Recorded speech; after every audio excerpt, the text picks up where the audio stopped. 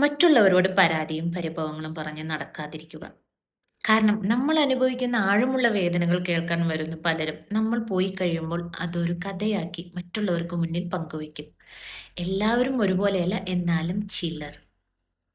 നമ്മുടെ കണ്ണീരിന്റെ ആഴവും നമ്മൾ കടന്നുപോയ വഴികളുടെ കഠിനതയും നമ്മൾക്കൊഴികെ മറ്റാർക്കും മനസ്സിലാകില്ല. നമ്മൾ ജീവന തുല്യം സ്നേഹിച്ചവരും വിശ്വസിച്ചവരും പോലും ഒരു നിമിഷം കൊണ്ട് നമ്മളെ തള്ളിപ്പറഞ്ഞു എന്ന് വരാം.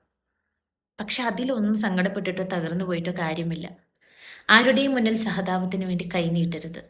പരാതികൾ പറഞ്ഞ് ആർക്കു മുമ്പിലും നമ്മളെ തന്നെ വിലകെടുത്തുകയും ചെയ്യരുത്.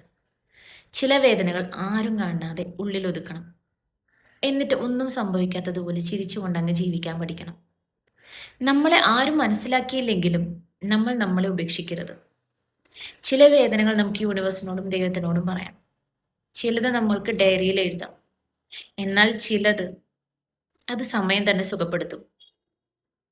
വീണുപോയ ഇടത്തു നിന്നും ആരോടും ഒന്നും പറയാതെ നിശബ്ദമായി എഴുന്നേറ്റ് മുന്നോട്ട് നടക്കുക. അവിടെയാണ് നിങ്ങളുടെ യഥാർത്ഥ വിജയം.